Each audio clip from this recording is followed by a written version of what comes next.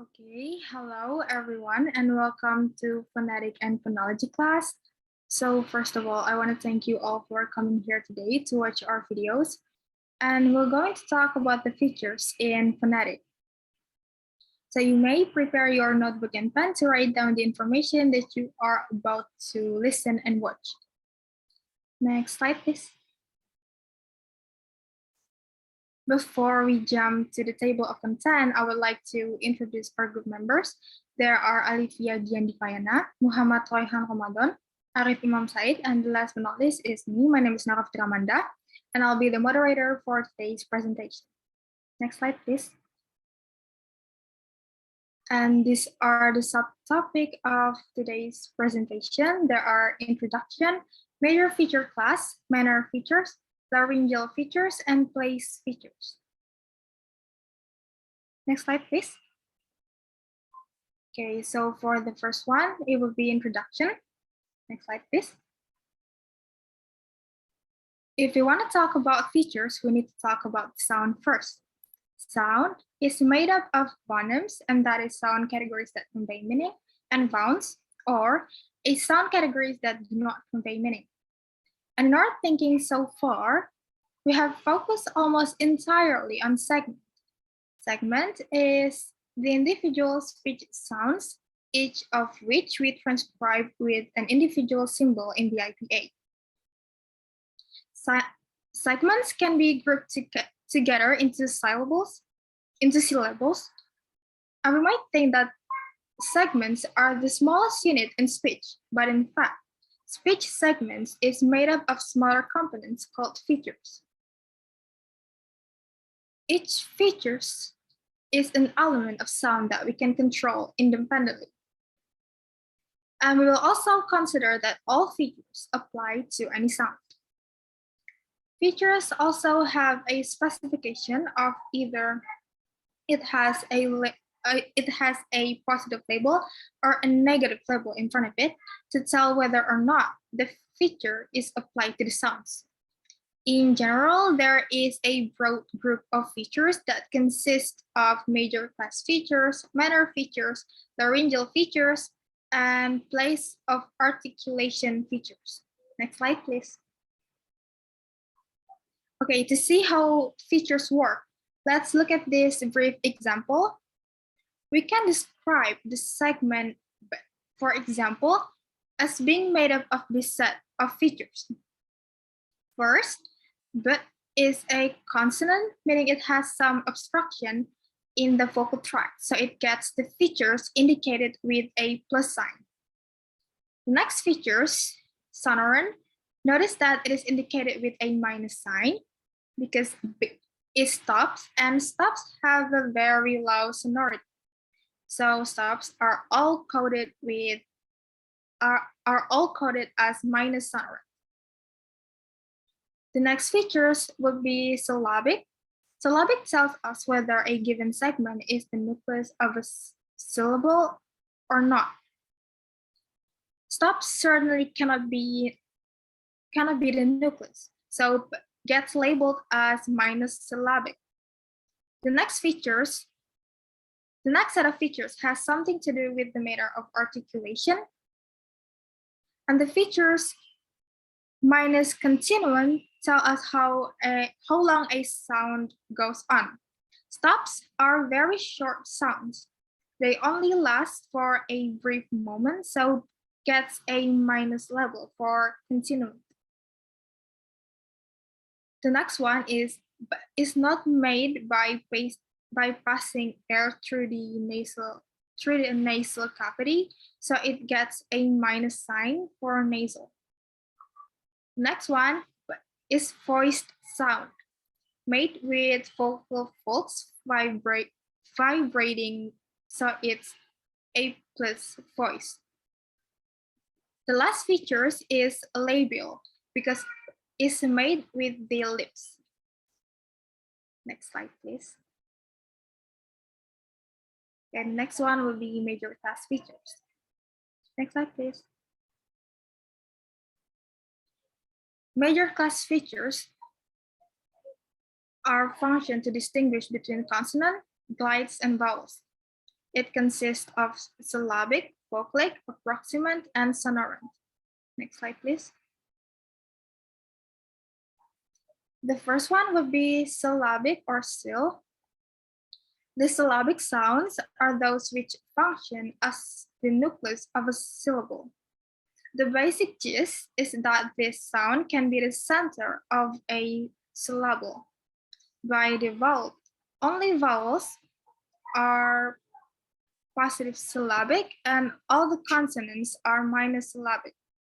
And these are the consonant that has this feature. Next slide, please. The vowels and glides or semi-vowels are considered as positive vocalic. These features function primarily to distinguish the glides from other consonants due to their similarity to vowels. Glides are, and that's because glides are essentially just vowels that want to be consonants. This table below are the example of consonant that has this feature. Next slide, please. The next one will be approximant or approx. Approximant bounds plus approximant bounds are a superset of the positive vocalic bounds. And the positive approximant applies to all the approximants, include vowels, liquids. For example, lo and ra, and glides, for example, are wo and ya. And all the other sounds are minus approximant. And the table below is the example of consonant that has this feature. Next slide, please.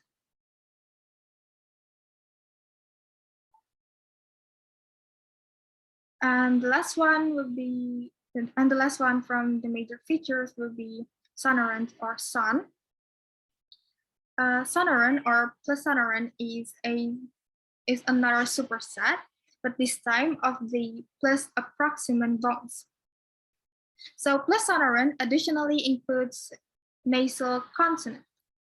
Specifically, consonants refers to any speech sound which produces a non-turbulent airflow. The table below is the example of consonant that has the features.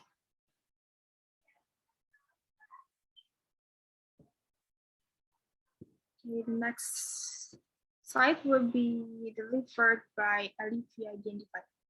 The floor is yours. Okay, thank you so much. So, right, the second subtopic that is manner features will be presented by me, and for the further explanation, it will be explained in the next slide. So, next slide, please. All right. According to O'Grady, manner features are features that represent manner of articulation. So as you perhaps remember that our class was already talking or discussing everything about manner of articulation. So I hope that now you can start to refresh your mind or recall your memories about the manner of articulation, so you can get a little grasp about what I'm going to talk about in this feature. So according to O'Grady, here's the list of manner features. The first manner feature is nasal. The second is continuant. The third is lateral, and the last one is delayed release. And I'm going to give you further explanation in the next slide. Next slide, please. Nasal. Sounds produced with a lowered velum, plus nasal sounds allow air to escape through the nasal cavity or nose. And sounds that are oral, produced with a raised velum, are minus nasal. As you can see in the matrix or the English consonant table right in your screen, I hope you can see clearly, the only plus nasal is nasal sounds, and that is sound as in milk, sound as in no, sound as in sing, and the rest of the sound other than nasal sounds are minus nasal. Next slide, please. Okay, for the second is continuant. So continuant is sounds produced with free or nearly free airflow through the oral cavity, and air must flow over a period of time. And that is, the airflow is continuous. All vowels, glides, liquids, and fricatives are plus continuant, and all other sounds are minus continuant. Also in the screen, there's two table or matrix features that show English consonant and English vowels. First, take a look at the feature matrix for English consonants.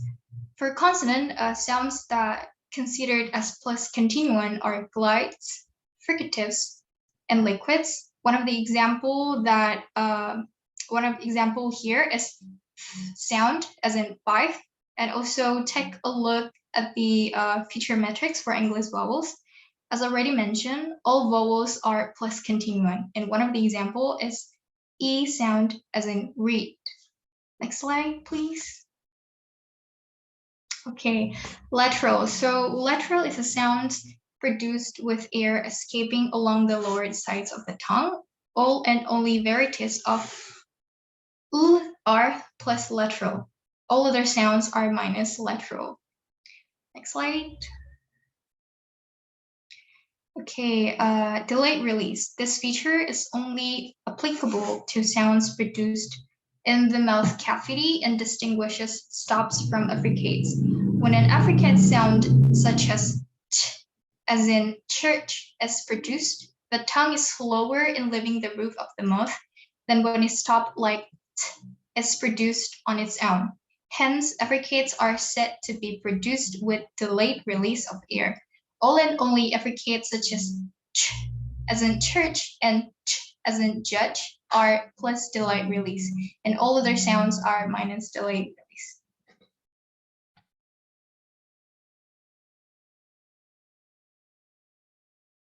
Okay, thank you, Difa, for such a great explanation. Next topic will be explained by Roy. Roy, the floor is yours. Okay, thank you, Naura. So today I will explain about laryngeal features.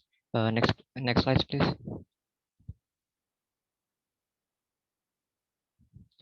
So laryngeal feature. Laryngeal means these features have to do with how the larynx is utilized during sound production. There are three laryngeal features. The first one is voice, the second is aspirated, and the third is glottalized. Next slide, please. The first, voice. The positive voice phones are those which involve the vibration of the vocal folds, whereas negative voice phones do not induce vibration. You can see the table on the screen. Next slide, please. Aspirated. Phones which are positive aspirated have a stronger outward airflow. All voiceless fricatives plus the voice glottal fricative are positive aspirated, and other sounds are negative aspirated by default, just like you can see the table on the screen. Next slide, please. So here are the example of aspirated, like pool, tail, and kale, while unaspirated example are spool, stale, and scale. Next slide, please.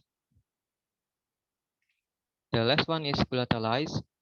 Glottalized by default, the impulsive consonant third row in this IPA chart and the glottal stop are positive glottalized, and all other sounds are negative glottalized. Next slide, please.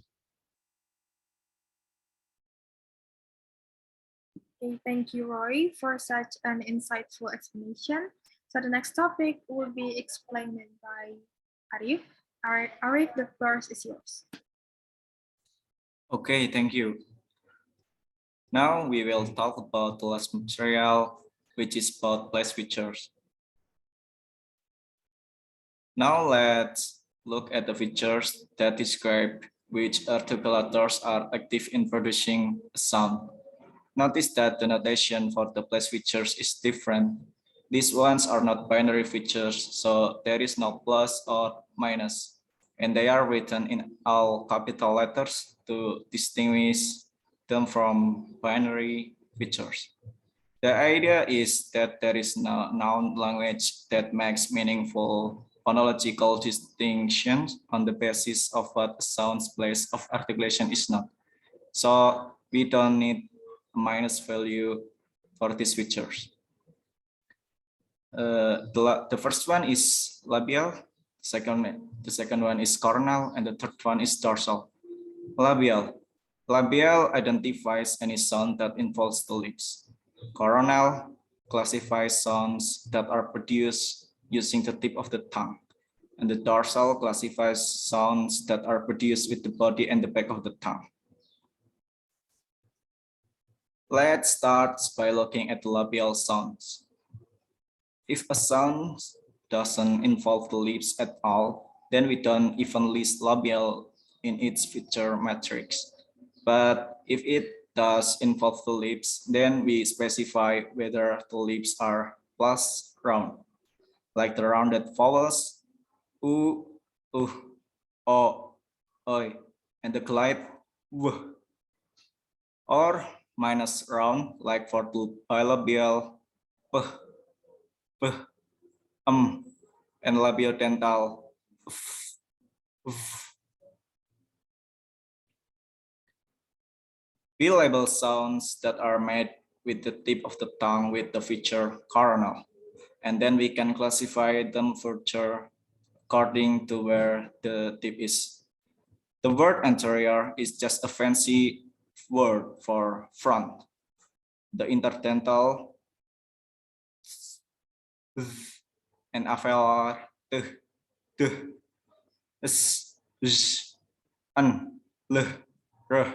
are made with the tip of the tongue towards the front of the mouth is plus anterior. Alveopalatal have the tip of the tongue pointing further back, so they are minus anterior. There is another distinction for the coronal sounds. We use the label plus strident for the sounds that are acoustically noisy and sound like hissing. That is s, sh, sh, z, j, j. And the other coronals are minus strident. Sounds that are made not with the tip of the tongue, but with the tongue body have the feature dorsal. Only a few consonants in English have the feature dorsal. The velars k, and the glades y, w. And because the body of the tongue is the primary articulator that we use to make different vowel sounds, all vowels have the feature dorsal. Once we've identified a sound as a dorsal sound, then we use binary features to specify the position of the tongue body. We specify vowel height with the feature plus minus height and the plus vowel plus minus low. All height sounds I, U, are minus low, and all low sounds A, are minus height. But there are also vowels that are both minus low and minus height. The mid vowels E, O, oi. We identify the front or back position of the tongue with plus minus back. Plus back consists of U, O, oi, and minus back consists of I, E, A. And then we label the tense vowels as plus tense and the lax vowels as minus tense. Plus tense consists of reciprocal vowels I, U, O, A, and minus tense consists of blue circle vowels I, U, oi, A. Okay, that's all the material conferring phonetic features. I will return it to the moderator. Thank you. Okay, thank you, Arif. I think that's all the presentation from us. I would like to thank you all for watching our presentation until the end. And oh, before that, these are the reference that we use to make this presentation. And yes, I think that's all from us. Thank you. I would like to thank you all for watching our presentation until the end. And we hope that this presentation will give you more insight and knowledge on how to identify features in Phonetic. Have a great day, everyone.